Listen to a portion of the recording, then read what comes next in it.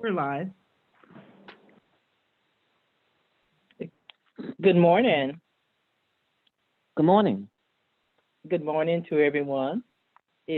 I will now call to order our Hope County Board of Education meeting. And at this time, we would like to have our invocation by Rosa McAllister McCrae. Amen. Everybody bow their heads. Father God, we want to take this opportunity to tell you thank you. Thank you for your love and thank you for your kindness. Thank you for your grace and thank you for your mercies, new mercies every day. Thank you for being our refuge. Thank you for in the time of trouble, God, you are our rock.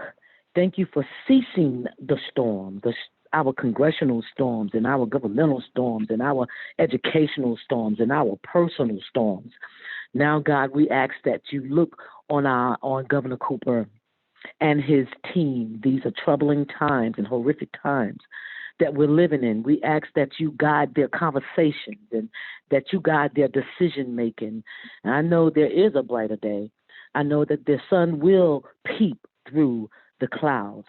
Until we see that brighter day, God, encourage North Carolina to practice safety measures and practice obedience.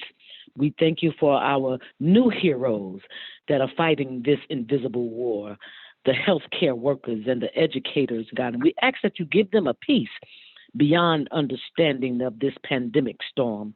God, I want to thank you for our administration, God, with fresh ideas and thinking outside of the box and pushing them to a whole nother level. Thank you for our teachers and thank you for our teachers' assistants and our nutrition workers and our bus drivers and our maintenance workers, God. They are teaming together to fight this invisible war. God, we thank you for this board. Renew our minds daily so that we will be able to understand the strategic plan that is set before us. Thank you for gracing us with such a knowledgeable attorney. Continue to keep her and her family safe. This is our prayer, God, and I choose to believe that it's already done. I am just waiting on the manifestation. It is in your name that we pray. Amen. Amen. Thank you, Rosa, for that prayer. We will continue now with our chairman's report. And our chairman's report, as I said last month, totally different from what it usually be. But at this time, I would just like to say thanks to everyone for your loyal dedication and commitment during this continued crisis we are facing. My heart goes out to our students for having had to make this transition from traditional learning to remote learning. As a result, our 2020 graduation class will be the first class to participate in a completely virtual commencement exercise in Hope County. But through it all, our staff are to be applauded for their efforts to ensure a seamless transition for all our students. Thanks again to everyone. At this time, we will have approval of our agenda. May we get approval of the agenda? Madam Chair? Yes. I move that we approve the agenda of May the 12th, 2020. Second. This is Rosa. Barbara. Okay. It's been moved and second by Rosa and Barbara that we approve the agenda that we have before us. Are there any questions? All in favor, let it be known by the sign of aye. Aye. Opposed, nay. Ayes have it, so our agenda has been approved. At this time, we will continue with our spotlight on success, and I will now turn it over to our superintendent, Dr. Williamson.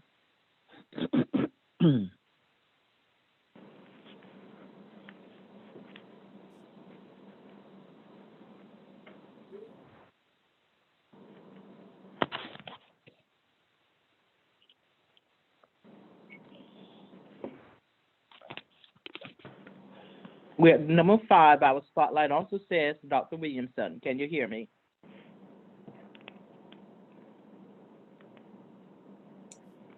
Let me do a quick check.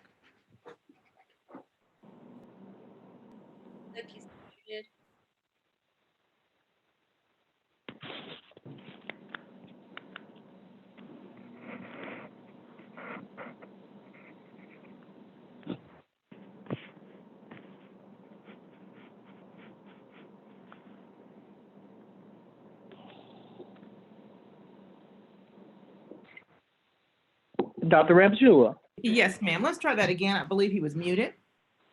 Okay. Okay, good morning. Can you hear me now?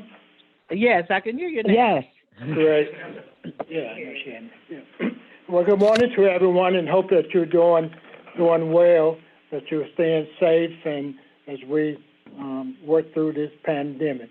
I do want to mention that the passing of James Robert Studevant, who worked with us for a number of years in maintenance. He passed away last week, so we do acknowledge that, and his family, and we will send a card as is our custom to do that. But again, we do acknowledge his passing.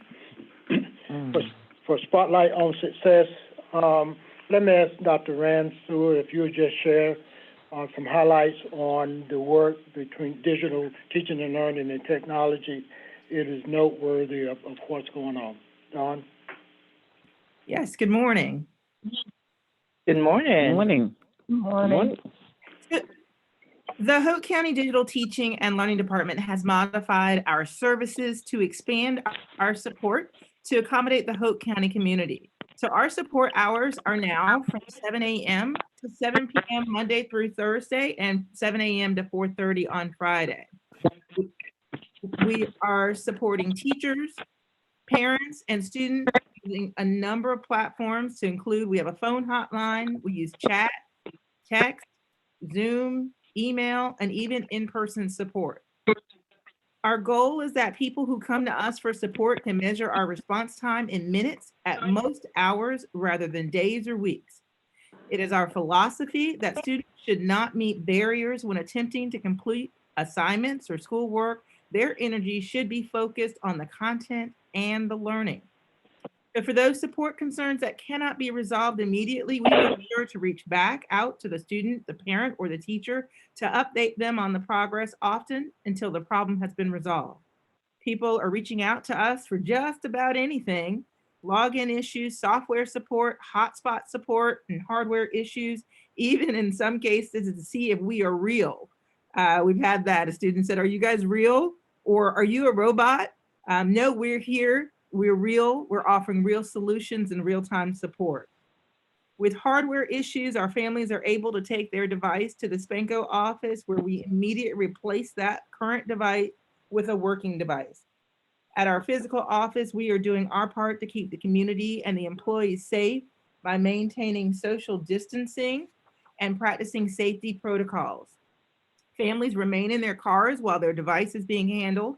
We ask them to place their device in a bin on a table just outside the door. They call a designated number so a technician knows they're there. The device is taken, information recorded, and then a new device is brought out, placed on the table, and then the technician calls the family in the car to let them know it's ready. Our goal is to have them in and out in less than 5 to 10 minutes. In addition, we're supporting our students, our teachers, and our parents with concerns. We're also supporting our teachers with just-in-time PD that's developed to help them in this new remote learning environment. It is our goal that remote learning in Hope County be a seamless transition for our Hope family. Thank you, Dr. Ramsua. Any questions or concerns that you might want to share with Dr. Ramsua as it relates to digital teaching and learning technology? No concerns. I would just like to say I thank her and her team for what they're doing for our students and our Hope County community. Someone mentioned on yesterday, made a positive statement. They said they love remote learning. They wish it would last. But anyway, my hat goes off to Dr. Ramsua and her team and everyone else that's involved in making this work for our community and students. Thank you so much. Thank you. Thank you. Madam Chairman and members, that concludes our Spotlight on Success. Okay, thank you, Dr. Williamson. Next, we will move on to our consent agenda. And we had 3 items there. Number 1 was the approval of the minutes for April 21st, 2020. And number 2, the stated spend 2020 budget amendment number 7 and the capital outlay budget amendment for 2019-2020. We all had an opportunity to read these items here. And at this time, I would like to ask you if you would approve these at this time, or what's your pleasure? Madam Chair, I move that we approve the consent agenda as given today. This is Rosa, Okay. second. Okay, it was approved by Della and second by Rosa that we approve our consent agenda as outlined. Are there any questions? All in favor, let it be known by the sign of aye. Aye. Opposed, nay. Ayes have it, and our consent agenda has been approved. Next, we have our action item, and we will turn it over at this time to Dr. Williamson.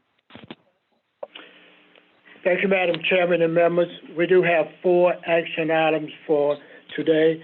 Action item number 1 is revision of our calendar for the 2021 academic school year based on COVID-19. Let me ask Ms. Jody Bryant if you would share that information, please. Thank you. Good morning, everyone. Good morning. Good morning. Lawmakers recently approved a COVID-19 relief bill. In that bill, there are several changes to the school calendar for next year, the 2020-2021 calendar. So the new law states that our school year must have 185 days or 1,025 hours of instruction. That includes 5 remote instruction days. The second part of that is that we need an additional 5 instructional days.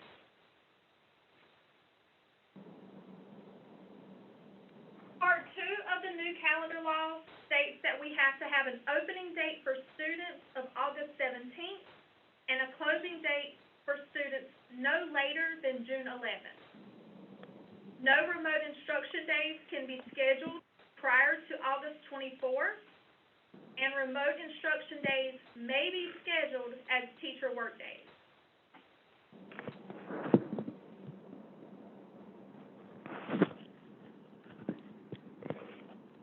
So now for the proposed calendar changes to meet that law. The first part, to meet the requirements of Part 1, Section A, we currently already meet the requirement for 1,025 hours of instruction. So the only thing we need to do is designate 5 of those days for remote instruction. So we have selected September 25th, October 23rd, February 15th, March 19th, and May 14th as our remote instruction days. So on these days, our students will be at home doing remote assignments, and our teachers will have required work days and will be in their buildings providing remote instruction to our students. Number 2, to meet the requirements of Part 1, Section B and Part 2, Section A, we will move the first day for students from August 24th to August 17th. This gives us those 5 additional days of instruction that we need for our students. When we made this change, we had to move some of our work days, remove those so that we still meet the requirement of a total of 215 calendar days. So you'll notice that we have removed the 3 optional work days from the beginning of the year, as well as the 2 optional work days from the end of the year. So our mandatory teacher work days at the beginning of the year, we will still have 5 of those from August 10th through August 14th. And then 1 mandatory work day at the end of the school year on June 4th. Another change that we made to our traditional calendar is to have final exams before Christmas break. So to accomplish... Yay. I like that. Yes, ma'am. To accomplish that, we made a change to our Christmas break. Students and staff will still get the same number of holidays for Christmas break. We just shifted those 2 days later. So instead of students getting out of school on December 18th, they will get out on December 22nd, which will still be a half day. And then the optional work day and annual leave day that were scheduled for December 21st and 22nd have been moved to January 4th and 5th. So students will return from Christmas break on January 6th. So again, they're still getting the same number of days out for Christmas. We've just shifted those to allow 2 additional days in the fall semester for exams. Good. Our grading period and end and begin dates have been adjusted to fall at the halfway point of each semester. And our spring break, other holidays, and our last day for students will remain the same in this calendar.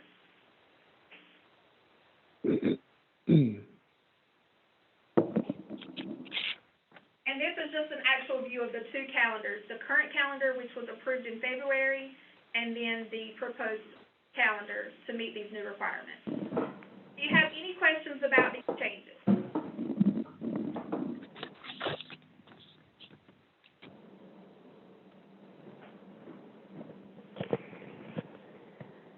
Okay, so we also made some changes to our Santo calendar.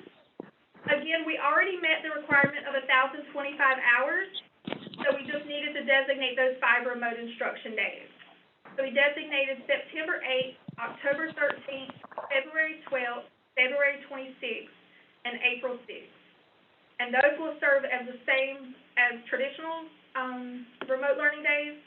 Students will be learning at home, teachers will be in their building providing remote instruction.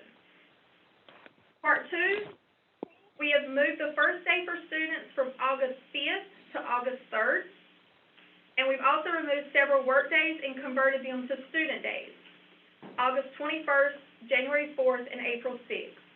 This gives us the 5 additional instructional days for students. As a result of making these changes, we also had to adjust their teacher work days to meet the 215 total calendar days. So we shifted the teacher work days at the beginning of the year from July 30th through August 4th to July 28th through the 31st. And we removed 2 work days from the end of the year. Christmas break has been adjusted to align with the calendar. And again, spring break, holidays, and the last day for students will remain the same on the Santo calendar. I have a question. Yes, ma'am. And I think this might be for Dawn if she's in the office. Dawn, how many people or how many LEAs do you think was affected? Because we're going to 5 mandatory remote days, and I think Jody told me it probably was because a lot of people wasn't prepared. And I know we weren't prepared, but then we had people like you that could get us prepared pretty fast. How many LEAs you think wasn't prepared and really had to struggle? I think, and I understand definitely your question, and I think this was an attempt, and am quite appreciative of the opportunity to use this time to prepare in addition to what we've already done. So I think many LEAs, including ourselves, in terms of our hotspots. So being able to get hotspots relatively quickly. Okay. That was something that we didn't have and had to get. Some LEAs didn't have devices for every child. And so there were actually a number of LEAs that are not one-to-one and weren't able to provide that. And then there were some other pieces that they had not done. So I would say probably, I think we were all in a situation where we, like you said, we're not prepared, but some are still struggling at this point in time because devices and hotspots are not something people can get their hands on now because the demand is so high. Ms. McAllister, McRae, this is Carolyn. I can share with you that our clients that we work with range in the gamut from being ready to jump right in, which I think you are at the pretty far end of that, to we still have clients today who are providing no virtual instruction at all. Any instruction they provide is largely done through packets of information being collected and gathered. So the capacity of districts varies widely based on the demographics and the resources, as well as the geography of the district itself. Okay. Wow. Thank you. Yep.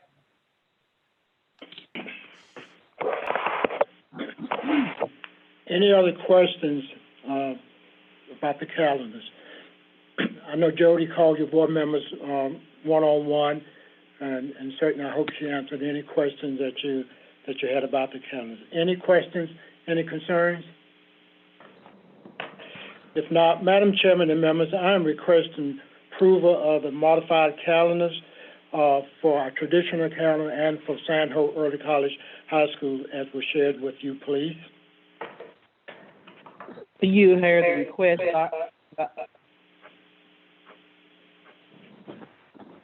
you've heard requests from our superintendent for approval of the modified calendars that we heard from the tradition and from San Hope. May we get a motion on that, please? I move that we approve the amended calendars for traditional and San Hope Early College. Second. Been approved and seconded by Rosendella that we approve the request made from our superintendent on the modified calendars for the 2020-21 school year. Are there any questions? None. All in favor, let it be known by the sign of aye. Aye. Aye. Opposes nay. Ayes have it, and it has been approved. Great. Thank you, Madam Chairman and members. Action item number 2, there is a provision based on funding from the governor to pay our classified employees, all those employees that's working in food service, be bus drivers, TAs. And so I'm going to ask Renee if she would share with you our extra pay plan as you've been shared with you, please. Renee? Good morning. Morning. Good morning. Good morning. As stated, we received an extra $380,502 from the governor's office, and they're calling it COVID-19 supplemental funding. These funds could be used for child nutrition services, custodial services, things that we needed for COVID-19 or to help us get through COVID-19. So when we looked at it, we said what we wanted to do was pay the employees who were coming to work an increase in their hourly rate. And then we looked at the employees we wanted to pay. So we looked at all classified employees, the ones that are currently receiving our 4% supplement, as the group that we wanted to target. We said this would be one time we were going to pay it June 10th. So we determined, looked at a rate that would fall within this amount of money we had. So we did the calculations when we come up with $2.50 an hour increase based on a 40-hour work week, and for the total number of weeks we were out due to the pandemic, which was approximately 12 weeks. And doing the calculation, we determined it would be a gross amount of $1,200 for everyone. So this was $1,200 before taxes. Any questions? Yeah, does that use up the entire amount? Yes, sir, it does. So, okay, never mind. My name, Dr. Williamson, thank you. It's always a pleasure to do something for the classified. I really appreciate it. Yeah. Well, absolutely. I mean, they're on the front line. They've been very dedicated. You'll hear a report in a minute about the number of meals that we've served as of last Friday. But we're just thankful for the funding and thankful for the opportunity. Again, it is a one-time payment. They will receive that in a separate check June the 10th at the end of our regular school year in the amount of $1,200 in gross. Yes. Any other questions, any concerns with that? No, I just say it's a great idea. Thank you all. Great idea. Right. Okay, then, Madam Chairman and members, I am requesting approval of the extra pay plan for our classified employees payable to them June 10th in the gross amount of $1,200 as was shared with you, please. Thank you. You've heard the recommendation from our superintendent for the extra pay plan for our certified employees that was explained to us a few minutes ago. What's your pleasure? Madam Chairman, I make a motion we approve the extra pay plan for classified employees. Second. Back up. It's been moved by, Mr. Richard and second by Barbara that we approve the extra pay plan for classified employees as was presented. Are there any questions? If none, all in favor, let it be known by the sign of aye. Aye. Opposes nay. Aye has it. So our extra pay plan for classified employees have been approved. Great. Thank you, Madam Chairman and members. And one day, let me ask you, this includes our PCAs, correct? That's correct. Okay, thank you. Anybody that is actually reporting to work, to the building. Oh, well, that's good. Yes, yep, and hopefully, we determine that rather than try to pay them alone, to pay them at the end of the year to give them that extra check going into the summer break. So again, thank you for your support of that. Dr. Williamson, Thank you. Thank you, everybody. Thank you. Thank you. Say I again, do want when, to say that, never mind. say again, when will they be paid? June the 10th. June 10th. Oh, okay, we're not gonna, okay. Yes. Because see, this month they'll get their regular pay and their supplement. That's correct. Yeah, I'm with you. Right. I'm on September. Yeah. Ms. McCaskey-McCray, you had a question, please? Well, no, it wasn't a question. I was just really thanking you. We, the community college, got $1 million, and it was and it's supposed to be used for the students. So those students that, like we've done, put hot spots in every hands of families that school-age children and everything. We were able to give exactly $1,200. We haven't spent all of it to students that needed laptops and and things like that because of COVID. So we did receive $1 million. I'm sure Ms. Pickett knows that. But so this was a good thing, is what I'm saying. Great. Appreciate this going. Yes. Yeah. Great. Thank you. Action item number 3. Our hearts go out for the class of 2020. Just unprecedented that they're not going to have opportunity to have an official graduation. So we have a lot of things planned for them. One is the senior portrait display. Dr. Baldwin will talk about that in a minute. I'm requesting, and again, I know that individual board members, we have all given something to the cause. Our county commissioners agreed to fund up to $4,400. So I'm asking this board, on top of our individual, if we can contribute $2,500 to the senior portrait display that's planned for the class of 2020, please. Madam Chair. Yes. Madam Chair, may I ask a Yes. question, please? Yes. Will this $2,500 totally cover it, or will we need additional money? The 25 with what we already have on hand would cover that, is my understanding. I think that from the commissioners, Dr. Baldwin is going to ask for $3,500, and that will finish covering the cost. Okay.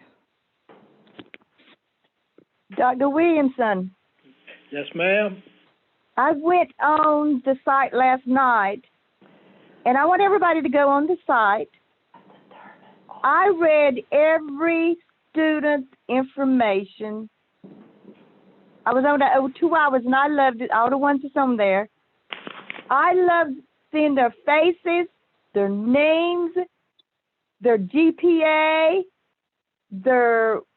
what college they plan to attend, what their goals in life are. So many wonderful things I learned about our students that you never know on the traditional graduation. And I thought it was wonderful. So I replied to each and every one of them. Great. And I have really enjoyed that. So if y'all haven't been on the site, it would be good to go on there. Because I think we should do that every year. So I can know them personally. I know where some of them work at, so I can go by there and congratulate them face to face. No, you can't. No, sorry. It was wonderful, Miss Pickett and everybody. That's a beautiful sight. You know, So I recommend that we do it every year. well, that has already been stated, and you know, out of every crisis, you create new norms, and certainly the senior portraits and that type of information online is what's going to move forward. So we've had that conversation. But thank you for looking and spending 2 hours. Oh, absolutely. I'm going back tonight and see who's been added and coming. And what happens, the parent or the child will come back and tell you thank you. Yes. Because they've been on there reading my comments. Great. Dr. Williamson, Yes. I'd like to make a motion that we approve the $2,500 in addition to any additional money that is needed to provide full funding for the project. I second that, Hank.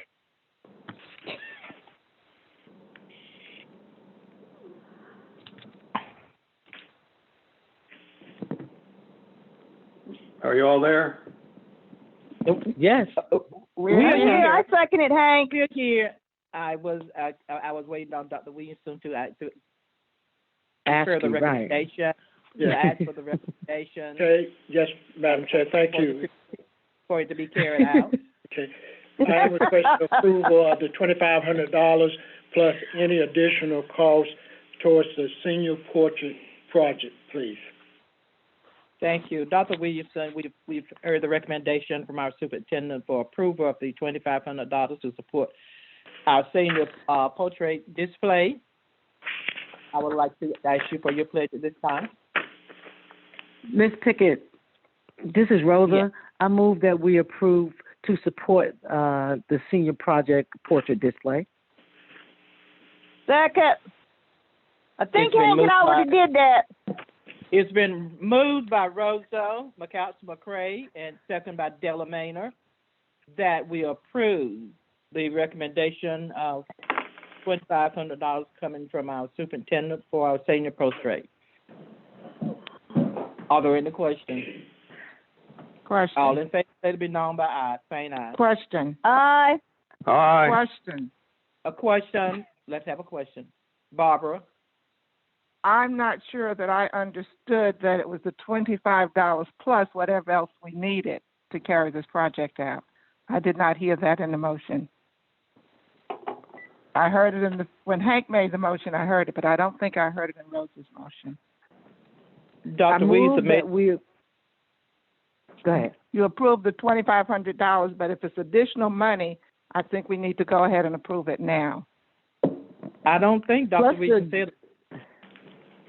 Excuse It's me. coming from the county. Excuse me. I don't think I heard Dr. Wilson say additional money. I thought he said we had enough money. And when the recommendation he made, I thought he said he asked approval of the $2,500 to support for the senior portrait display. Am I right, Dr. Williamson? But I did add, based on Mr. Richards' comment, any additional costs that we may have. But at this point, we think we have enough funds to cover that, again, giving thanks to our commissioners for up to $4,400. So I would amend my request to include any costs, any additional costs. I just thought there might be a possibility of unexpected expense, and let's go ahead and at least approve it if needed. And I agree to that. Okay. All right. Well, we'll go back then and review this. You've heard the request from the superintendent with the additional cost on there if needed. May we request your pleasure? Ms. Pickett, Yes. I move that we approve the $2,500 plus anything else that we might need additional cost for the support of the senior portrait display for the graduation. Okay. Second. Okay, you've heard the motion and the second from Rosa and Della. Are there any questions? All in favor, let it be known by the sign of aye. Aye. Aye. Aye. Opposed, nay. Ayes have it, so it has been approved. Thank you, Madam. Yay. Thank you, Madam Chairman and members. Action item number 4, let me ask Dr. Ramsua if she will share information relative to our EBS broadband sale. Dr. Ramsua? Yes. Yes, so, on the new ruling when it came to our EBS spectrum, some time ago, we looked at the possibility of leasing that spectrum. Actually, it was back in May of 2018. And at that time, typically what was happening with all of our EBS spectrum is that was a 30-year lease. And so we have not had a lease on that spectrum for some time here. So there was a new ruling by the FCC that says by the 27th, they were going to be allowing educational entities to actually transfer or sell the license, which was really not an option before. And with that, we would have to do so or be using that spectrum by October 24th. So we had 180 days from the date of April 27th to do something with this spectrum. And currently we had not really been doing anything with it. So now that we can sell it, what we did was we asked a Select Spectrum, who is working on our behalf, to solicit offers for Hope County's EBS spectrum license. And so there was a bid that was put out. We asked for the highest and best offer, and the winning offerer for that was T-Mobile. And so they are offering to purchase this license from us for a purchase price of $1.195 million, which is a rate of 18 cents per megahertz pop. And all that means is just that's the unit that they're offering to pay us 18 cents per megahertz pop, which when we asked for the bid, we said no less than 16 cents per megahertz pop, and 18 cents was the winning bid. And so I just want to point out to you that, again, back when we looked at this 2 years ago, there was a offer of $385,000 for a 30-year lease. So it definitely, the increase is certainly there. Recognizing this is a purchase rather than a lease, it's still a much larger amount that has been offered. And so what happens is once we agree to the economics of that statement where T-Mobile says we'll purchase it for this amount, they would actually begin drafting a purchase agreement. Certainly our attorneys would look at this agreement and then we would go through with the FCC filing. Actually, T-Mobile would do that on our behalf. So for the services or commission for Select Spectrum, their commission would be about $70,000, bringing our net offer to $1.126 million. And we are one of the last or the only remaining EBS spectrums that is not leased or sold in the state of North Carolina. Great, thank you. Questions? Dr. Rand, so let me ask you a question, and we would never have a need for or be able to use broadband in any way, correct? Right, so at this time, given the new FCC guidelines, we would have to be utilizing that spectrum by October. There is absolutely no way that we would be able to build out and use that. For one, we wouldn't have the resources nor the time to make that a usable spectrum for us. Madam Chair, may I address Dr. Ramsua? Yes. Mm-hmm. If we don't sell it and October rolls in, what happens then? We lose it. It goes away. Our license becomes null. Okay. It's permanently discontinued and we will not be able to pick it back in. Dr. Williamson, could you provide us with a few ideas on how this money might be used? Well, just thinking about paying off some of the things that we financed, we would certainly add some to our fund balance. But basically, just try to pay off some of the debt that we have and increase our fund balance at this time. Sounds very good. Thank you. Right. Let me ask Ms. Murkison, any comment, any recommendations as it relates to this? Well, I would recommend that you move forward with this because you'll be otherwise losing it. I think you're the only district in the state that still is in, still has this. I could be wrong about that, but I think you're, if not the last one, very close to the last one, and it makes a lot of sense to capitalize on this. So we would recommend moving forward and negotiating a deal. Absolutely. Right. Any other questions or concerns? If not, Madam Chairman and members, I am requesting approval of the sale of our EBS Spectrum broadband, as Dr. Ramsey shared with you, please, and that would be then handing that over to our school board attorney to work out that negotiations. You've heard the recommendation from our superintendent for the EBS Spectrum sale. What's your pleasure on that?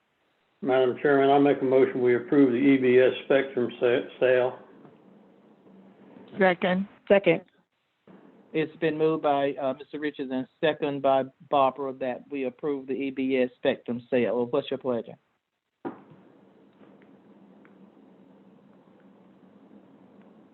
Ready to vote? Yes. Mm-hmm. Aye. Aye. Are there, okay. Are there Aye. any questions? Oh, okay. All in favor, let me know by sign of aye. Aye. Aye. Opposed, nay. Ayes have it. So the recommendation has been approved. Great. Thank you, Madam Chairman and members. Let me ask Dr. Ramsey and Ms. Murkison if you'll walk us through next steps in this process now that the board has authorized us to move forward, please.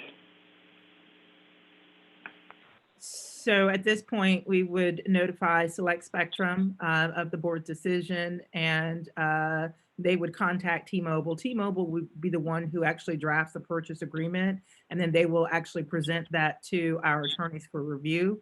Once that agreement has been executed, then T-Mobile will be the one that will file with the FCC, and then they do their part, which is they do a process where they essentially post, and there's a 41-day period, essentially waiting period, and then some additional time before that actually happens. So, Carolyn, if you want to add anything to that I may have missed. Yeah, no, that's pretty comprehensive. The only other piece to that is once the agreement is in final form, it will come back to the board for your authorization before we move forward with it. I just think we need to act immediately before they change their mind.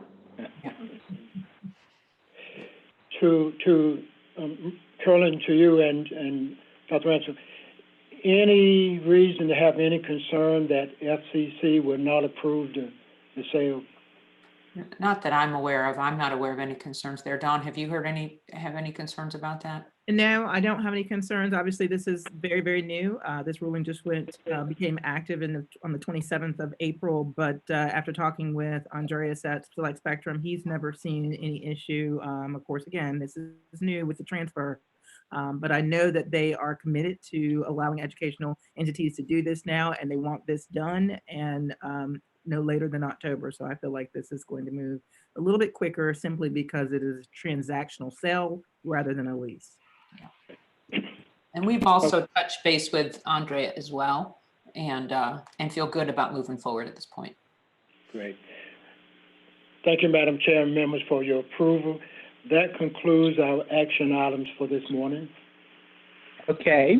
Well, we will continue with our agenda with number 8, and we will go next with administration. And I will turn it over to the superintendent for administration. Great. Thank you, Madam Chairman and members. I want to start with an update report on our food service. As of last Friday, we had served 419,690 meals. So great. Mm-hmm. You're doing a great job. They really are, and we're just excited. All the more reason the extra pay is just really a good thing to do. It is our plan that we will end this service on June the 10th, the last official day of our school year. That is the last day that we can use yellow buses to transport meals. After that, we will move into our summer feeding program, and we will have 4 designated sites where parents and students will have to go to the site to receive meals. Those sites will be Sandy Grove Elementary through West Hope Elementary and Upchurch Elementary. So we kind of split the county and 2 sites on each side. So that's our plans moving forward. But using yellow buses, we're in on June the 10th. Any questions on that? Dr. Williamson, this is Deborah Davis Carpenter. May I add a comment, please? Yes, please. Thank you, sir, very much. Good morning, Madam Chair and board members. Good morning. Good morning. Good morning. I do want to give some additional information that I just found out this morning. Actually, I'm on a webinar and the board meeting.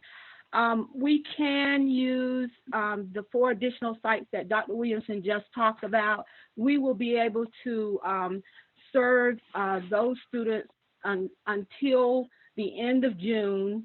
We will be able to they can pick up the meals. So we will be able to use it as a grab and go type of where they can come and pick the bags up. So we'll continue to we can continue to package the meals, and actually the parents can actually pick them up until June 30th. They do not have to sit in the cafeteria to eat them. Once July 1st start to July 31st, they will have to sit in the cafeteria and actually eat the meals. But up to June 30th, they can just pick them up like a drive-through, grab and go type thing that a lot of the school districts are doing already. So I wanted to share that information since Dr. Williamson brought that up, because that is just awesome. I think we'll get more children, more meals out with the parents being able to come and get the meal. Ms. Carpenter, for clarification, please, you and I had a conversation about June the 10th, the last day that we can officially use yellow buses. That's correct. We had a concern about if we go past that, we may end up in the red. Is that not the case? Yes, sir. If we go past that with the school buses, yes, sir, we would have an issue with the meals. I mean, giving out the meals, actually delivering the meals. Yes, sir. Yeah. With the delivering of the meals. Right. So explain for us. If the parents come and pick them up, I mean, we feel like right now that we still have enough food to cover that. We decided to do that option. It is an option out there that we were just told this morning that I guess the governor or whomever has approved that we can serve meals in a non-congregate setting up to June 30th. Meaning that we can either deliver or they can pick up. And that will be determined based on the cost factor, correct, for us? Yes, sir, and to see if anybody would even come and do it. Because we don't know if parents will come either way. Right. If they'll come, it'll be still the same parents, Dr. Williamson, that would come to the school to get the meals. They just will not have to sit in the dining room to eat them. It's the same, the same children that will, for the 4 sites that we have opened up. I'm just stating that they do not have to sit in the dining room to eat them, that they can take them out. But after July 1st, they will not be able to take them out. Great. May I ask a question? Yes. After July 1st, are we prepared for social distance? Or do you think it will have been done away with by July 1st? No, we will still practice. Dr. Williamson and myself taught. We'll just put them all over the cafeteria to school eat. If we still have the student, if the students come, If they do come, we'll just have to still limit the number in the cafeteria. And we'll have to seat them, they won't be able to seat together. They'll just have to we'll have to seat them, in different places if they come. Ms. Carpenter. Yes. Hi, sir. Ms. Carpenter, may I ask a question, please? Yes. Listen, the parents are getting at least $300 or $500 per child from the state stimulus, right? Yes. For food? They are. Okay, how long will they get this money? Do they think after we start receiving these checks from the state, will they depend on the school then for food for their children, or will they be able to purchase food themselves for their children? Ms. Pickett, are you talking about the EBT card? Is that what you're talking about? Yes, that's what I'm talking about. Okay. I'll go on and explain that. The PBET card is coming from the state, and because Hope County Schools, we are a community eligibility, total school district, CEP school district. All of our children that go to Hope County Schools qualify for the PEBT card, and it will be given into two different, they'll send part of it in May and part of it in June. And Mrs. Pickett, you're correct. It is an EBT card for parents to purchase their food for their children. That is correct. It's just like a regular EBT card. If the children already receive an EBT card already, then the money will be loaded on there. If children never have received one, then theirs will be mailed to their address. Everything is tied to the school system. Their address is tied to the school system. The PBT card is for all students that are enrolled in our school district up through the 12th grade. Even though they're graduating, they still qualify. So pre-K through 12th grade that are in our system, they qualify for the PBET card. Okay. Thank you. You're welcome. Okay, board members, I do want to clarify at this point, based on what Ms. Carpenter just said, our plan is to end our feeding on June the 10th and probably not extend it to the 30th. We're certainly not going to have students and parents in our buildings. That would hold true of what we've done up to this point. And so then the next opportunity would be for the summer feeding, Ms. Carpenter, which would officially start when? It starts on June the 15th through July 31st. Okay, so the summer feeding on the 15th, we end the school year on the 10th, so there's only 3 or 4 days, 5 days there that we will not serve meals. So again, we're not, other than our summer sites where parents have to drive in and pick up the meals. That's correct. Dr. Williams, it's just 2 days that they would not have meals, and that's that Thursday and Friday. Great. And then we'll start back on Monday. And you're correct, Dr. Williams, and we're not adding any more schools. It's just that they do not have to. My statement in the beginning was that they just don't have to stay there. We can give it to them to go. And that is our intent. Yes, sir. We're going to give grab and go. Yes, sir. They'll grab and go. That's right. For those 4 sites, that you mentioned, they'll just pick it up and they'll grab it and go. They do not have to stay in the building. Now, after July 1st, we have to decide what we're going to do from there because they will no longer be able to pick it up. They'll have to eat in the building after July 1st, unless the governor changes it, unless he adds that non-congregate time on through July. Thank you. And again, we're going to follow any executive order by the governor. I do want to say, Ms. Carpenter, thank you for your leadership. Thank you for the food service, child nutrition staff, and just the wonderful work that you're doing in feeding almost 14,000 students a day, and we do appreciate that. Any questions for Ms. Carpenter on our mobile meals? Thank you, Deborah. Thank you. Thank you. Thank you. Thank you so much. And I do want to say that we do need to continue to, we have received a lot of calls from our parents, and the schools have received a lot of calls. So board members, we just ask that you do share. I think it's a misunderstanding because they don't understand that because we are total CEP that they do not have to do anything. This PBET card. So Mrs. Pickett, I'm so glad that you brought that up. They do not have to do anything for the PEBT card. Because we are a CEP total district, they automatically receive it regardless of how much money they make. It doesn't matter. All students in Hope County schools qualify for the PEBT card. Yeah, that's good. That's good. Thank you all very much. Yes, that's good. That's great, really. It is. Jody, where do we have that posted, that information?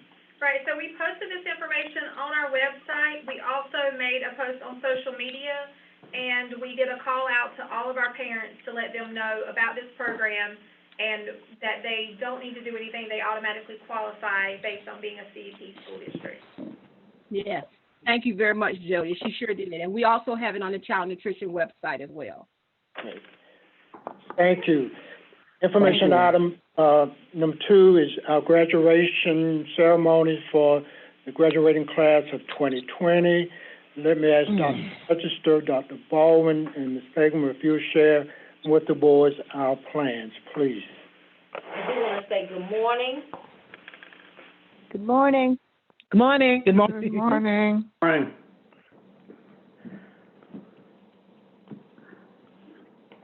Don't hear a plan.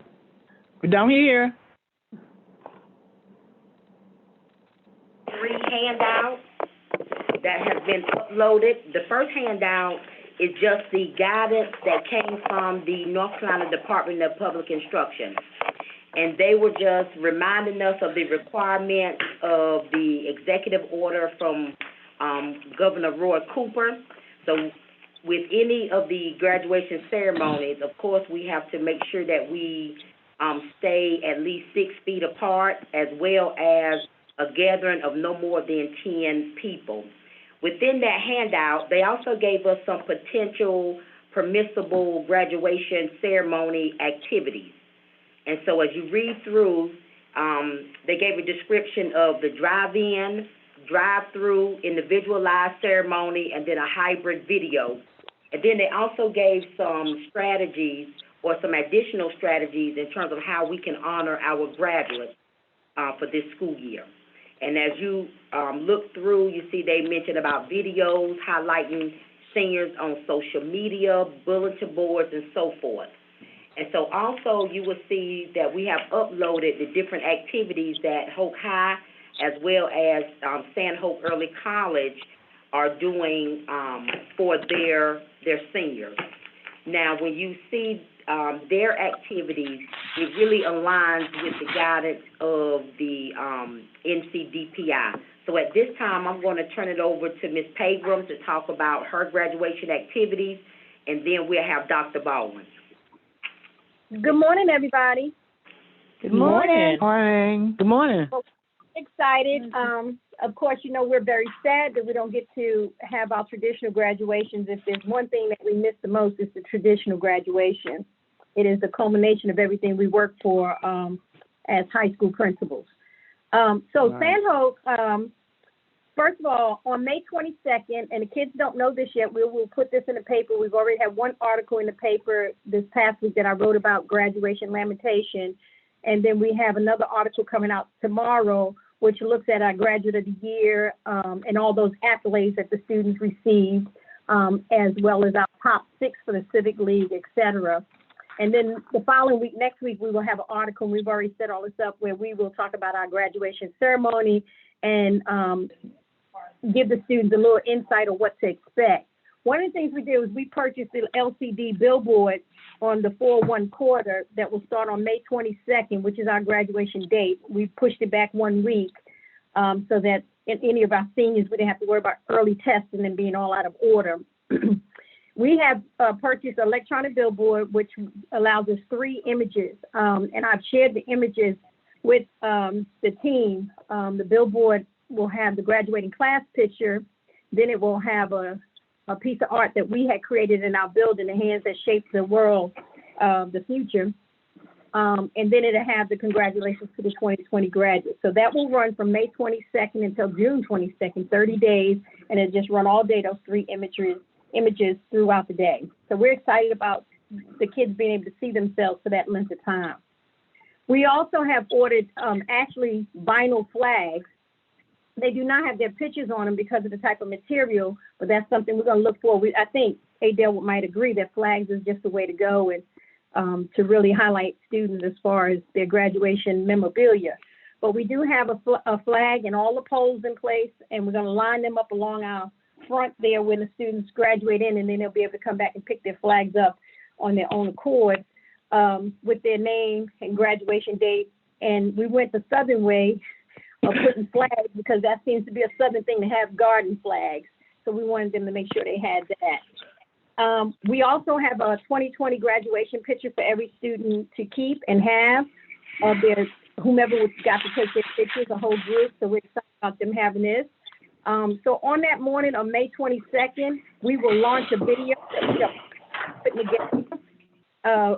We've had the graduates send in images of them walking, processing, turning their tassels, and we still have all of our students doing their part that they normally do at our graduation ceremony.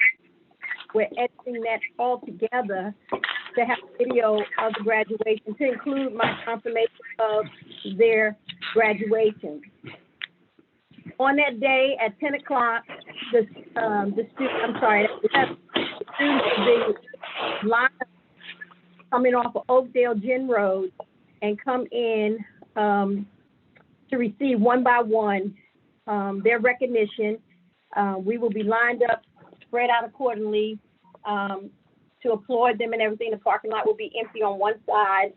And as they come through, we've given them clear directions so that we maintain social distancing, et cetera. And we have all of their accolades and presents in one bag with their name on it. And we will recognize them and their parents in the car and give them their graduation diploma, et cetera, and wish them well. And then they will exit onto the Central Avenue exit of the campus. We have given them between 11 and 1 o'clock to do that. We anticipate more will come at 11, but we know we'll be prepared for them. So we're inviting each of you to come in your regala that day and spread out. We'll set up chairs for you. And as they come by, we want to, what we do, this is one of my Navy experiences, is we will announce them as they pull up because we will know they have hang tags in each car. Graduate Madison Alexander arriving, and we will be playing the pomp and circumstance, and we will read all of her accolades, et cetera, and I called her because she's the first one, and then give her all of her recognition and good luck and cheers, and then move on to the next car. So that's what we're going to do for our graduates. And then, of course, we have planned, the big thing is giving them some memorabilia to fill in the gaps. For the students. So we have tried to give them as much memorabilia that we know they will use and keep for years to come. Colleen, this is Hank. Have you given any thought to, for example, A through E from 11 to 11:30 or something like that, rather than just first come, first served? Well, but Hank, because we only have 97 graduates, we didn't think that would be overwhelming for us. Because of, the length of that Oakdale Gym bus road will allow us to avoid a lot of the backup traffic because they double up on that road. We have that all set out. I've already worked with Lieutenant McInnes to help. We've asked the parents to come through the Highway 20, but I think we have enough room on our campus from that road entrance all the way up that we wouldn't back up, and we can move them through as they show up. So that it'd be succinct as possible. Okay, thank you. You're welcome, sir. So the video will be launched at 9 o'clock a.m. on Facebook, on our school Facebook and website pages. Thank you, Ms. Pagram. At this time, Dr. Baldwin. Hey, how's everybody? Can everyone hear me? Good morning. Yeah. How are you? Good morning. I'm doing well. First of all, thank all of you for the support that when you voted a few minutes ago about the extra money that you gave us. Money is always good, so thank you. What we're doing for the senior class of 2020, the first thing we're doing, we got to Miss Maynard happened to see some of it. It shouldn't be released yet, look like, but we got a page with the senior tributes that's going to be on the website with all prospective 480 students. The next thing is the newspaper, the News Journal. Don't know if you looked at the journal last week, but the last page had baby pictures of the class of 2020. Tomorrow's paper is going to come out, and it'll have middle school pictures. In that the week after is athletics, and every week we'll do a theme until the graduates. We was going to go with Miss Peregrine. She had a great idea about the electronic board, but we couldn't get pictures from Life Touch with a class that big. So we came up with another idea. The News Journal is the next best source. On June the 8th, we're going to have a award ceremony. It's going to be pre-recorded, same way as graduation. The award ceremony, we actually had a committee meeting with teachers, and they're getting the scholarship, people that's going to get the scholarships. We invite them out next Tuesday, as we say, practicing the safe distances and the requirements by law that we must do. They come out Tuesday in the media center and pre-record it and announce it. As they announce the student's name, the pictures are going to show up of that student in their cap and gown or their senior portrait. So we estimate that to be about 90 minutes. We're going to try to keep it within 90 minutes to 2 hours. Graduation will be remote, the same way, it'll be pre-recorded for June the 9th. And that we're going to have an opening for myself, the valedictorian, salutatorian, class president. All is going to have words there. We're going to allow students, all 480 students, picture to be scrolled across in the video where the name would come up. I could have actually shared a rough draft what we already got, and all of the honors or awards that a kid has received. So that's pretty nice. We're kind of practicing with this committee. There's a committee going on about graduation now. So we're thinking about play pomp and circumstances at the beginning, maybe at the end, traditionally, but through the announcement of the pictures, maybe 2020 music, but we're going to play with that to see how that turns out. One of the big things that we're really excited about, and you guys voted to give us some extra money, is that we call it the Festival of Lights, but to students, I'm just telling them it's a tribute to the senior class, which is the week prior to June the 8th, the week prior to June, I think it's 4th off the top of my head. But what we're going to do behind the soccer field, or between the soccer field and the Board of Education, that field out front, we bought the material that's going to be long-lasting, metal poles, wire that's covered with the plastic covered wire that'll last a long time. And if you ever been to a Christmas show or a light show, we're going to put lights all around the posters. We got the local radio station. We're going to purchase that time. And we actually in the process of making shout outs to the class of 2020. So probably from the time of 7 to 9:30, enough time to be dark, where to light up. Parents and students can be able to drive in and out. I think they uploaded a diagram there to show you how it's going to come in and out. And as they come in and out, we'll play those shout outs or from different people in the community, teachers, administrators, students will be on it, saying congratulations to the class of 2020 as they play. We're going to purchase 2 20-foot screens, inflatable screens that we can project to thank you to the people that donated for this cause, like the Board of Education, the county commissioners, the staff for Hope County Schools. Everybody's really stepped up. So all that's going to be played. It's going to be lighted up in one color lights, those LED white lights. It's going to be really lit up. The tennis court's going to be lit up. So we want the experience when they turn onto Belter from Domino's or whatever street in the afternoon the week prior to. We want that feeling of, wow, this is for me. We want that kid to feel special. We understand this is the first time that it's ever happened. As Miss Maynard was telling me at the stop sign the other day, it's the first, but we want them to be the first one to experience this so they can have something to brag about and have something to close out their senior year. So when they do this for a week prior to the award ceremony, prior to graduation, Then we'll go to the drive-through diploma pickup. Now, what I'm about to say, we're still working out some kinks, but imagine we're going to do it over 3 days, the 10th, 11th, and 12th. Be about 160 people per day. We're going to put them in numbers. Mr. Richards, the point that you just pointed out, like we're going to say the first 25, we're going to stage, you're going to come from a half hour prior to. We're going to probably stage them at West Hope Middle School. I haven't gotten permission yet, so this is what I'm saying. We're going to stage in the area. That way we don't have a bunch of traffic. We'll have some staff at West Hope Middle School in that parking lot. We'll put some signs all the way down, all the way to the school, give them like a little parade, processional, turn left on the Bethel. When they turn left on the Bethel, that gives the next group of students and parents, and to keep parents and everybody from driving up trying to park. If we stage there, get the numbers, it'll be a number in the car.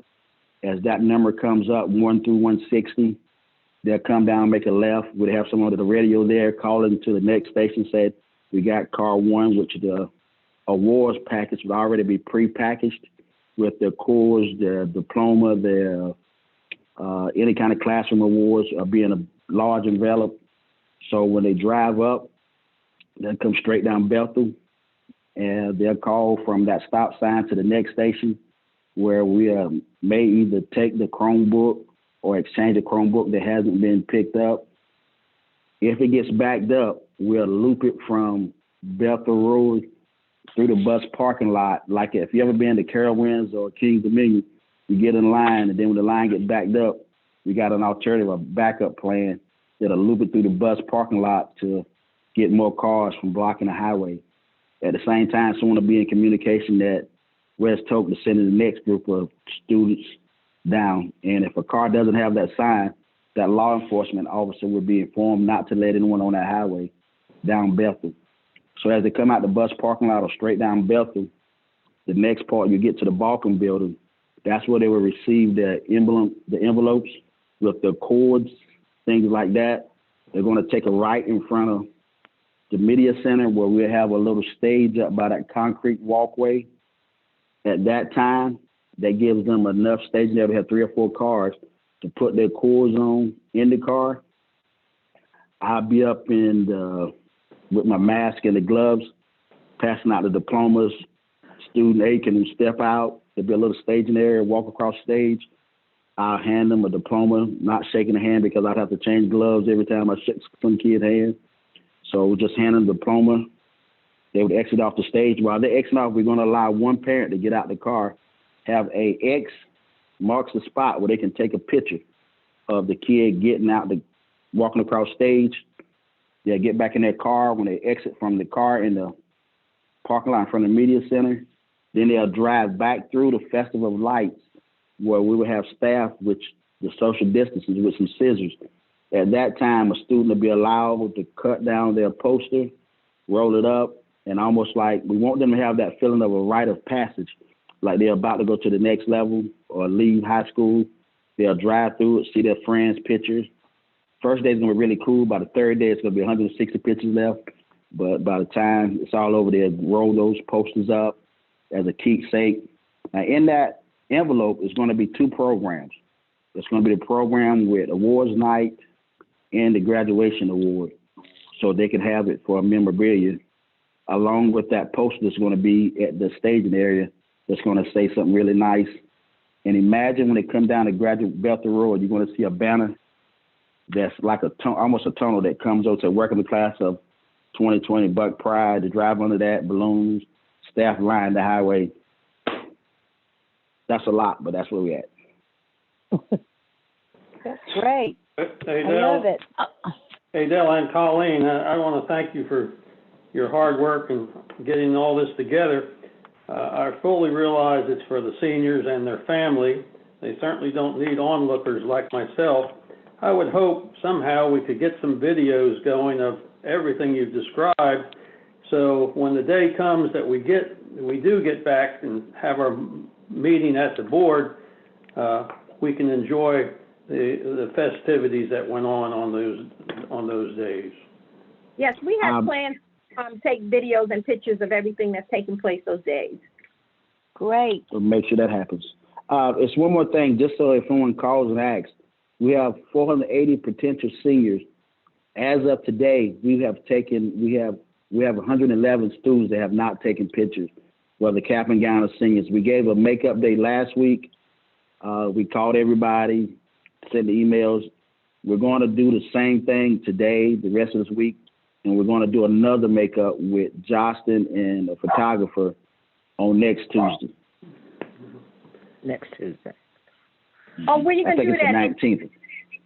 We do it in the media center. You're doing your part, they just have to do their part. So, Yes, AJ, if ma'am. I have anybody that needs to take pictures, can I send them over there? Yes, ma'am. Thank you. And what we do when they come up, tell them to pull to the bus parking lot behind the media center, and we have administrators. That make sure that we maintain that social distance and send one person in or two. Okay, but I'll send you a list of names ahead. Okay. Mm-hmm. How do you notify the kids that they have to come and take their picture? How do we verify it? Well, we take the notify yearbook. them. Well, we went through Power School, the phone line. Via phone. I'm social media, Facebook, emails, grocery store, Walmart. Anybody we see that we see a senior. We also got I forgot to say, we got the senior portraits. If you go in Walmart, they gave us a wall in Walmart, and we put everybody a picture of the students, the senior class, on the wall in Walmart. So that's pretty cool. So you have them all. You do have a picture of everybody. Well, we don't. The kids that we don't have a picture of, we're telling them in the emails and phone calls, if you don't have a picture, like during graduation ceremony on the video, we're going to put a buck symbol and just put their name there if you can't get a picture. Right. I think it would look too odd. I think it would look too odd if we just took a Power School picture that may be in the 9th grade versus that really nice senior portrait and cap and gown. Yeah. I hope everybody gets together and get those pictures in. It definitely Dr. Ball. Unfortunately, pictures were done back in January and February. So that has been one of the problems if kids don't make that deadline, and then we had this unexpected out of school. Makes it kind of challenging. It does. Dr. Baldwin, how do you propose, how are you going to give students, you said you was going to have a number for the cards? Yeah, we're going to just go like, we're going to go 1 through 480. So whatever your alphabet, your number for alphabet, but when they get to West Hope, and like I said, I haven't confirmed this with Dr. Williamson so it's subject to change, talk to Mr. Edwards yet, but we need a staging area away from campus, and then we'll have a staff there. As they pull up, they'll walk up to the car, they'll roll the window down and say your name. They'll give them that card to put in the window. So they'll get the number and the card. And we can send it out on the email, but the numbers won't change. So even if the 480 kids that we got, let's say number 375 didn't do what they were supposed to do and they have to finish the summer school, we just take 375 out. So that actually those are going to be an AV by the end of the week to be printed. Okay. My administrator looking at me now. Hopefully by Thursday it's going to be printed. All right. So everything is ordered for the lights show or the Festival of Lights. We may have to get more cords and more lights depending on how bright it's going to be. But as Dr. Williams said, I don't see any more money that has to come out unless it's something unforeseen. But we want to make it light up. So it's going to be special. Yes, it's going to be special, and I hope they realize that. It sounds great, Dr. Baldwin, and I believe the parents will be definitely pleased as well. You really have done an outstanding job, you and Mrs. Pegram. So we're just looking forward to it. The board will be there somewhere on the side of the road cheering you on. So please know that. I can put you in the library and call it the quarantine center. Well, put us somewhere. Well, put us somewhere I would love that. We really we really want the children to know, during this, unique year of 2020, who the Board of Education, members are, and we just want them to know, even though we can't call their names, somewhere we just want them to know we cheer them on and we wish them much success in life, and they're going to make it. They're going to make it.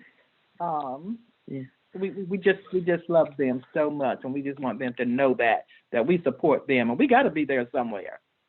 And make sure the council knows that we got a number or something. Yeah, we may get a life-size poster of each one of y'all and put it on the stage and make it look like y'all. Hey, I love that. Picture that we have. Actually, I've been trying to think. Boardroom. Okay. I'm trying to interrupt.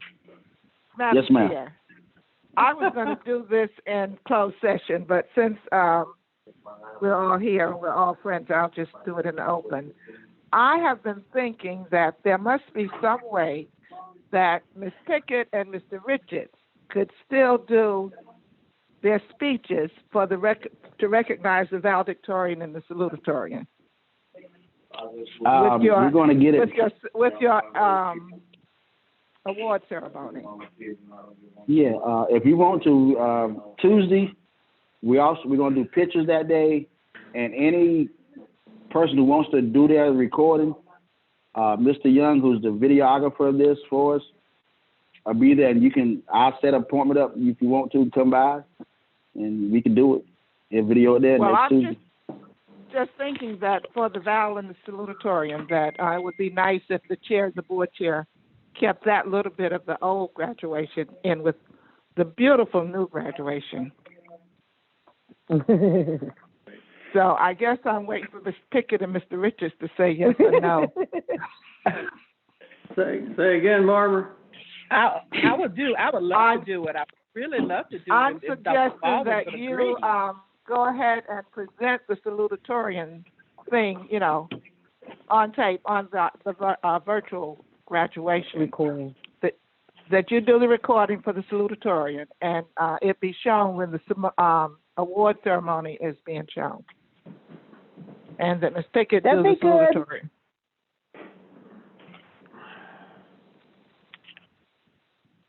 Any other comments about graduation ceremonies? I do want to note the difference between Ms. Pegum graduating on next Friday. We're still under phase 1 of the executive order, so students will not be able to get out of the vehicle. With ADL, we'll be under phase 2, and we think that we will be able to allow that one student and parent to get out of the vehicle. So that's the difference in the two. Any other questions or comments relative to graduation ceremonies? They both sound great to me. They really do. Great. Awesome. Great, thank you. Yep, me too. At this time, let me ask Roger Edwards if he would update you on disinfecting our schools and our buses, please. Thank you, Dr. Williams. Good morning. See you guys later. Have fun. All right. Be safe. Take care. Start your engine. Madam Chair, board members, I want to take a few minutes and give you an update on not only the disinfecting of our schools and buses, but also the cleaning that's going on with our custodials and what our maintenance are doing, catching up on a lot of past work orders, small jobs, some larger repair jobs, things of that nature. We have two documents that were attached. One is dated April 29th, 2020. This originated from Dr. Williams' office and sort of originated from a conversation we had in a cabinet meeting on April 29th about maybe it was time to press the pause button for a few minutes, shut down a couple of days, all facilities, including the buses, the meals, and everything, so we could deep clean all our facilities, all our buildings, our buses, and also on that Friday a day for everybody to kind of catch their breath as we kind of move into this second part of the closure. But that 29th document talks about what happened as far as the deep cleaning of all the schools. our maintenance folks, the only people that worked that day were custodial staff and to assist the maintenance people with the spraying of all the areas. Scott Maintenance and his crew started here at the district office, moved to Hope County High School, and then spread out to cover all the schools. They had backpack sprayers, disinfectant. That lasted to about 1:30 that day, so it really didn't take as long as we thought it would. Jody sent out some information on School Messenger and the website, so everybody would know what's going on there. We felt like it was really successful. The second page really addresses two things. The first at the top, these are practices that we think are extremely important for us to be very consistent on as we move forward towards reopening the schools. And so to give you an idea of kind of things that we're looking at, the hand sanitizer units, as well as the access in classrooms and offices of pump bottles, the disinfectant of our seating areas and the cafeteria, how we plan to sanitize the buses before route in the mornings and the afternoons and at the end of the day. And also areas in the school, such as offices, entrances, exits, counters, computer sign-in areas that we need to pay close attention to. Down at the bottom, I wanted to make sure everybody knows that our custodians have been working every day, just as the child nutrition folks have been, the TAs that are on the buses, the bus drivers. In the mornings, the buses that deliver the meals are stationed at each elementary school.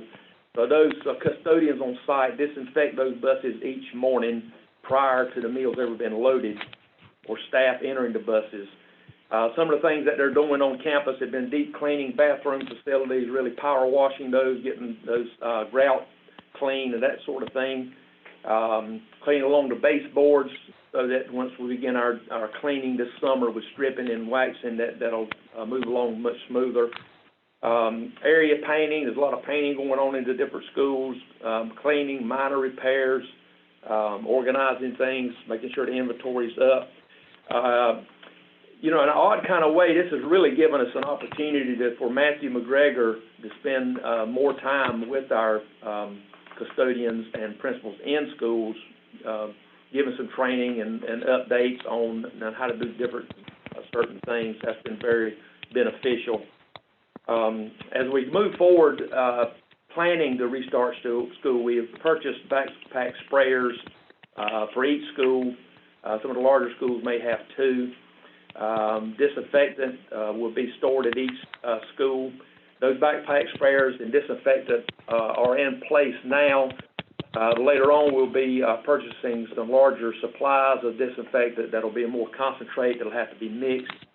But the plan there is for those buildings to be sprayed, all classrooms, offices, buses, every day prior to the school day beginning and at the end of the day when custodians are cleaning. One thing I want to mention is that we're planning to have another deep cleaning around August the 10th for our teachers come in.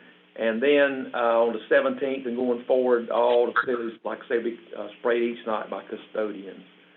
Do you have any comments or questions about what we talked about? I'd be glad to address those at this time. Well, thank you so much, Mr. Edwards, for what you're doing and for making sure that our schools are safe. Thank you. But everybody's working together, ma'am, and we look forward at some point in time to get our buildings back to normal and getting our students in place. Thank you for your support. Yeah, thank you. Okay, next information item is we're wanting to have a conversation around fall sports and how can we ready ourselves for that. Superintendents and the High School Athletic Association, we all agree that we want to make sure that everybody's treated the same. Nobody has an advantage by doing training in the summer. So what we're asking is that whatever the governor allows in his executive order, if possible, that we have a single start date for training for all high schools across the state. We think that's the only way to be fair and treat everybody the same and not give anybody an advantage. So that's just to bring you up to speed on what we were asked in terms of training, readying ourselves for the fall sports season. Any questions on that? Sounds good. That's a good idea to start everybody at the same time. Absolutely. Yes. Yeah. Mm-hmm. Dr. Baldwin's already made reference to the next item, the senior portrait display plan. You do have a copy of that. Dr. Baldwin, do you want to add anything to that, please? If he's gone, he's gone. So you have a copy of the plan? Yeah, we. It's fine. Okay. Yes, yes, we have a copy. Great. That brings us up to item number F, on Hope County Health Department training event, or testing event, for COVID-19. Let me ask Dr. Owens if she would share that information, please. Good morning, Madam Chair, Mr. Superintendent, and members of the. Good morning. Good morning. Good morning. We have been, as you see, Dr. Williamson has been contacted in terms of serving, as I would say, in a partnership with the County of Hoke and Harris Teeter for a testing, to have testing here in the county. As of now, we are scheduled to start that testing May the 15th. However, we will be in a meeting this afternoon to finalize those plans. We have identified Don Seed as the test site. The collaboration with Harris Teeter, in addition to Walmart and Walgreens, have been doing mass testing throughout the U.S. And so Harris Teeter contacted the County of Hope in terms of doing this testing. It is the governor's plan to test 17,000 people per day over the course of the next 2 weeks.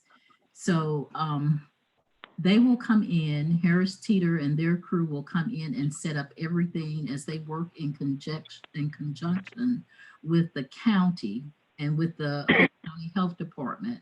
Our primary task is to provide the site for that, for those days. Currently, the staffing for Harris Teeter will be a total of 14 individuals. Those persons will involve their administrative leadership, pharmacists, and also technicians. So at this point, that's a brief overview. We do have the dates are May the 15th, 16th, 18th, 22nd, 23rd, 29th, and 30th. Most of those days are a Friday and a Saturday, with the exception of May the 18th, which is a Monday. So that's a brief overview at this point. Do you have any questions? I have a question. Yes, ma'am. Madam Chair. Will they need our inside facilities? Yes, ma'am. They will need the inside facilities for their staff only. There are some specific things that they have access for, and that's to utilize the bathroom. Also, they will have access to our power and also to the trash bins as well. So Peggy, you and I have had a conversation with Helena Yes. and the county. By Don Steed being a testing site, we do not put our staff at risk in any shape or form, correct? That's correct, Dr. Williams. So there's no risk to our staff.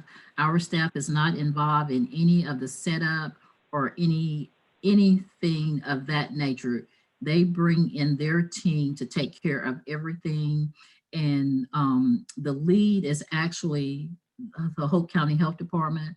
I'm talking with Ms. Helene Edwards on a regular basis. So she continues to provide us with updates as they talk with the Harris Teeter leadership.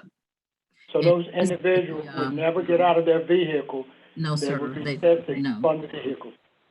And Harris Teeter will actually, as I said, we'll be in a meeting this afternoon to finalize everything, but this is by appointment only. according to Helena, people cannot just drive in. And so as we continue to work through everything, there will be an app in terms of how people can sign up to schedule their appointments. The way this is treated, once they are tested, people must be quarantined for 14 days. So they treat it as if those individuals have already tested positive for the COVID virus. But anyone in our surrounding county can come, if they make an appointment, that is, if they've scheduled an appointment for the testing. There will be no one from out of state, from South Carolina. Ms. Edwards has informed me of that. So, you know, they're looking to draw primarily from Cumberland, Hope, Robertson, Moore, our surrounding counties, basically. But it is by appointments. Is it a cost? There's no cost. Dr. Owens, what are those dates again? The dates are, and I can email those dates to you guys. Okay, okay. I'll email them to you. And okay. As I said, we should have everything will be finalized this afternoon as we meet with the Harris Teeter rep. This particular effort is done by a group of pharmacists. So that's the Pharmacists Association, so Harris Teeter. And as I said earlier, it really started with the Walmart Pharmacists Association and Walgreens. And so they have a grant with the federal government to do testing, to do community testing throughout the U.S. Peggy, just shifting gears here a minute now. Are there any plans or in place for testing our staff prior to opening of school in August? At this point, I'll refer to Mr. Superintendent. Not at this point. We are purchasing some handheld thermometers and et cetera that if we have issues, we will be able to test the temperature of our employees and students. But at this point, we do not have any plans. Thank you. Dr. Williamson, did we say what site we're going to use? Don Steed Elementary. Okay, thank you. Okay. And again, I just want to emphasize no risk to our faculty and staff at Don Steed. Our food service operation is in the back of the school. The only use of our building is for restroom facilities. We will have a custodian on site, but again, they have assured us that no one gets out of the vehicle, that they will be tested from the car. So again, no risk of any employee. Mm-hmm. Dr. Williamson, I just have a statement to make. And you know, years ago, when I first started teaching, you know, tuberculosis was something that people were really afraid of at that time. And I can recall every year before we went back to school, we had to go to McCain and take a TB shot. Mm-hmm. You know, just for safety. So with this pandemic, as dangerous as it is, and to me, it just seemed like the state would think of something with the employees and that we have to make sure that they are not coming back in school with this pandemic. Seems like there should be some testing somewhere. Of course, I know it's not set up yet, but I just recall, you know, I remember taking the TB shot every year. Back in the day when I was teaching school, when everybody was afraid of getting the tuberculosis during that time. I just wonder why they are not more careful with this pandemic if they say it as bad as it is. I think at some point we will have part of our reentry plan. Certainly, again, the executive order would drive everything that we're going to do, but we're in the beginning stages of our reentry plan that will include student, parents, and employees of how they can enter the building. So we think that'll be part of our reporting out to you in July. Dr. Williamson, may I also add, Madam Chair, this part of this testing is a statewide effort by the governor, by North Carolina Health and Human Services, in an effort to do more research. So this is part of that mass testing taken across the state. Ms. Edwards said they have used this model in the Greenville area down east. And so effort to get more testing so the researchers can look at developing those vaccines and those antibodies. So this is effort that's what the purpose of this effort. So that will help us as we move, as we continue to move forward. As Dr. Williamson shared with you, we will be purchasing those thermometers. They are non-contact, as needed. So we are working to ensure everyone's safety. One other thing I would just like to share with you, I heard your conversation a little bit earlier about the number of cases, and Ms. Edwards, she does provide a report to us. She started doing that. And this is as of May the 6th, that there was 118 positive cases in Hope. We had 6 hospitalizations, and we have not had any deaths in Hope County. Facilities that have been involved for as positive, Mount Nearest Farm, there were 8 persons associated with Hope County, Smithfield, 9 individuals, and then the Canyon Hill Treatment Center, where we had 23 cases that were positive. Thank you. What treatment center? Canyon Hills Treatment Center on 211 that was reported in the paper. I think it was. So Dr. Owens. Yes. Let me ask you this question. Let's say someone lives in Hope County and they go to Moore Regional, they're sick then, and Moore Regional, and they die of this corona disease.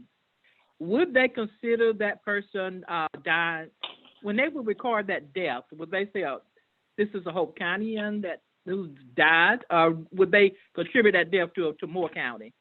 No, ma'am. They will, now depending on, the cause of death, they're going to determine, the coroner will determine what the cause of death is.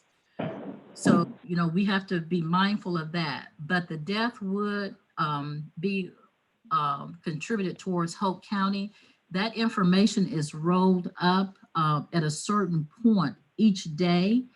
And so that's the way Ms. Edwards shares it with me. Once they look in the portal, then they're able to tell. All of the healthcare facilities do not enter their data at the same point in time. So generally it's at the end of the day or the next morning before she actually receives that report, or they can go in and look at the total number of cases that have been test positive or any deaths for us. And at this point, we have not had any deaths for COVID-19 for Hope County, based on the information that she has shared with me.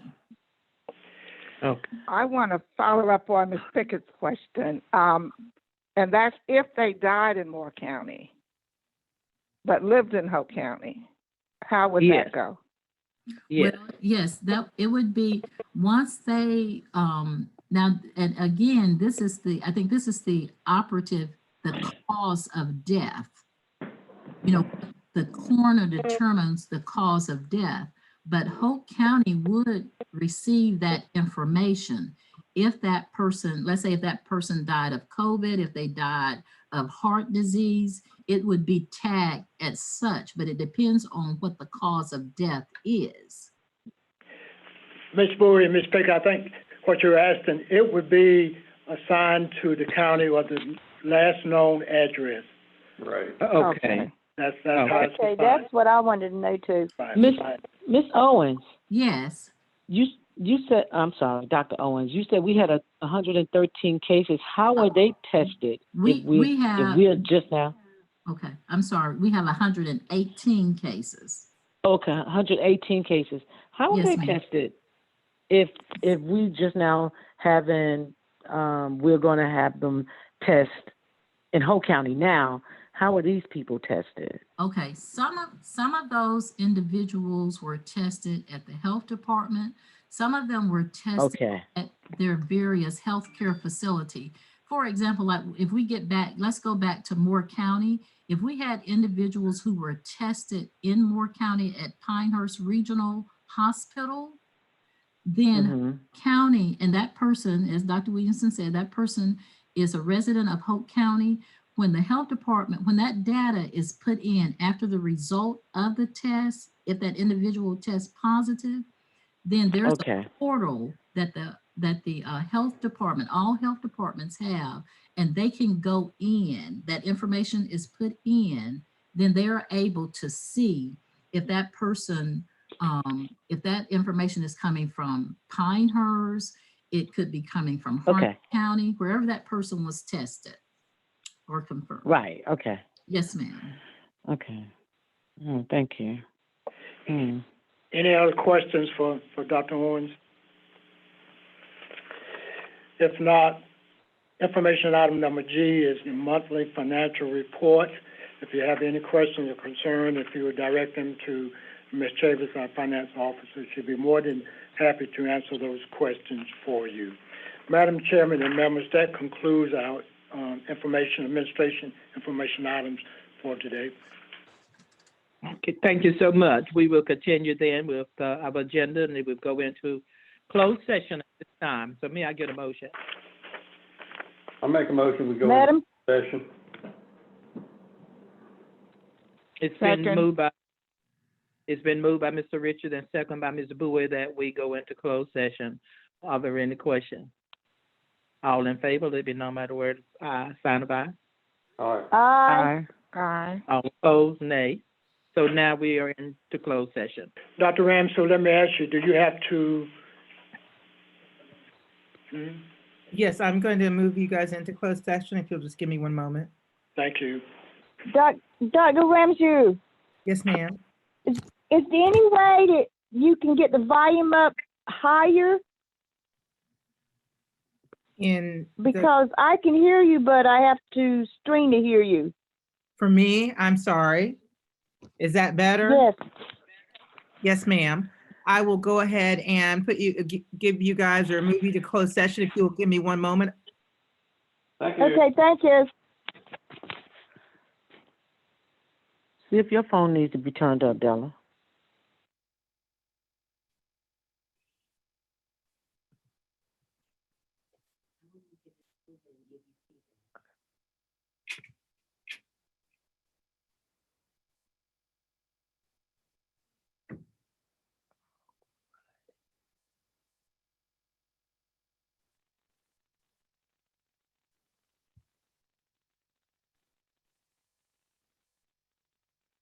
Dr. Williamson?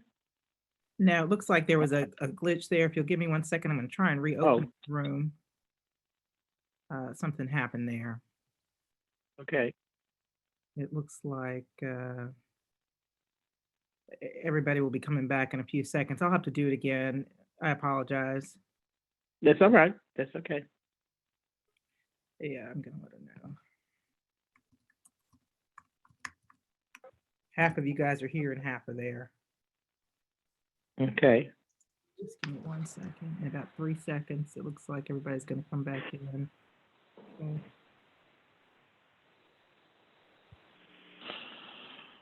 Oh, boy.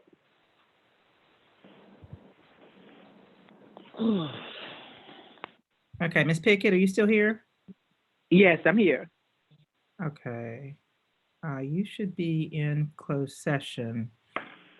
Something happened where you didn't go over, so let's see if I can figure out why you didn't go. I'm stuck too. This is Donna. I went over and flip back. Dr. Ransom, I pressed that button on there. Did I do the wrong thing? Yeah, let me see if I can put you back over. Give me 1 second. Okay. Let's see what I can do here. And Donna, can you go back over, or you need help with that as well?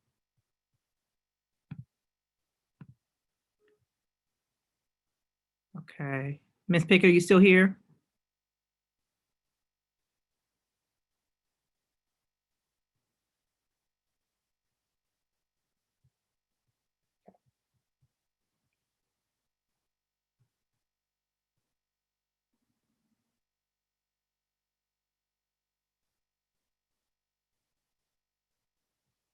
Carolyn?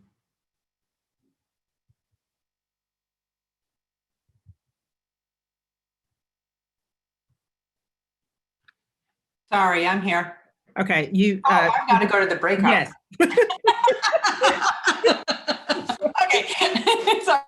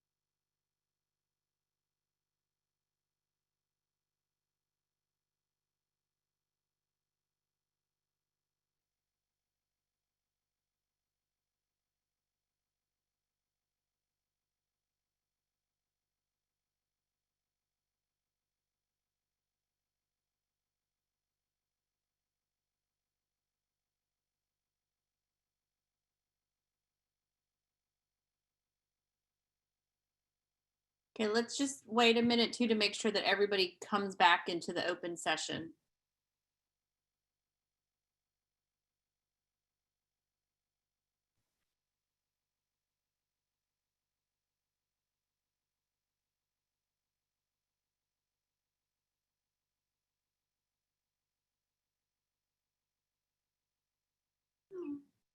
Debbie, you're back in ocean. You're in open. Yeah, but it looks like I am the only one. I see me, And Donna. I'm here. Marcia. So I haven't seen any of the board members come over yet. But we Yeah, have, they'll come over in about 9 seconds. okay. Just got to make sure we don't vote until everyone's in. Ms. Rose. Been moved by Mr. Richards and seconded by Rosa McCray. That we accept the recommendation, item 1 through 4. All in favor? Aye. Aye. Opposed? Ayes have it. Great, thank you. It's been approved. Now the superintendent's report.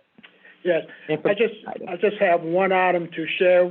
We have been scheduled for our budget presentation to the commissioners for Tuesday, May the 26th. Ms. Chavitz and I will be doing that presentation as they want to control, obviously, the number of people in the meeting. So again, we're scheduled for 12:30 on the 26th, and Ms. Chavitz and I will do that presentation. We do not anticipate any major concerns, and hopefully they will fund us the total amount. Any questions on that? Sounds good. Yeah, I wonder why they won't do a Google Hangout or a Zoom, and so we can all see. Yeah. That would be nice. Madam I know Chairman, you can't control that. yeah. Madam Chairman, that's all that I have. Okay. At this time then, well, we can adjourn. Very good meeting. You all stay safe. I make a motion, we adjourn. Can I get a second? It's been made motion by Mr. Richards, second by Ms. Boer, that we adjourn to our next meeting in June. What's that, June 9th? What time? June 9th. What time, Dr. Williamson? At this time, let's anticipate that it would be at 10. But again, you got me by the executive order, but at this point, let's just schedule 10 o'clock. Okay. Great, thank you. All right, okay. All in favor, let me know my sign, aye. Aye. Aye. Opposed? Ayes have it, so we've been adjourned to our next meeting, in June the 9th, 2020. Great. Have a great day. Love Thank y'all. you, good meeting. Thank you for everyone. Thank you all. Thank you. Thank Dr. you. Thomas. Miss you all. Miss you all We miss too. you.